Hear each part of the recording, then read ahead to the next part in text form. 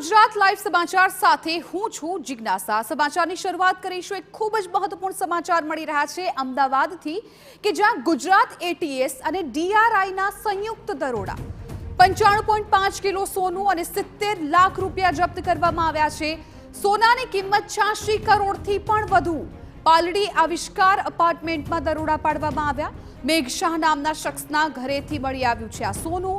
મેઘ શાહ શેર બજાર અને ડબ્બા ટ્રેડિંગ કરે છે। મુંબઈનો મેઘ શાહ અપાર્ટમેન્ટમાં ભાડે રહેતો હતો। મેઘ શાહ શેર બજાર અને ડબ્બા ટ્રેડિંગ કરે છે। સંવાદદાતા મિહિર સોનિયા મામલે વધુ જાણકારી આપી રહ્યા છે। મિહિર, સંપૂર્ણ વિગતો શું મળી રહી છે?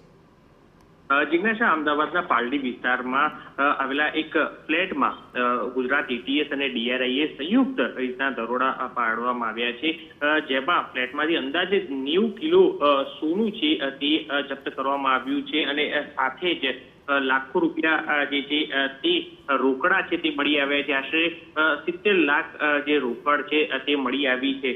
એટલે આશરે સોનાની જો કિંમતની વાત કરવામાં આવે તો આ જપ્ત કરાયેલા 80 કરોડથી પણ વધુનું સોનું છે તે જપ્ત કરવામાં આવી છે। જો કે ગુજરાત એટીએસને એક બાતમી મળી હતી અને તેના આધારે દરોડા પાડી અને મોટી માત્રામાં આ મુદ્દામાલ છે તે મળી આવ્યો હતો। અમદાવાદના જે પાલડીમાં આવેલા આવિષ્કાર એપાર્ટમેન્ટ નજીક ગુજરાત એટીએસને એક માહિતી મળી હતી અને તેના આધારે જ જે સેન્ટ્રલ એજન્સી સાથે મળી અને રેડ કરતા મોટા પ્રમાણમાં સોનાનો જથ્થો છે તે મળી આવ્યો છે। આશરે 95.5 કિલો સોનું છે તે મળી આવ્યું છે, સાથે જે દાગીના છે તે પણ મળી આવ્યા છે।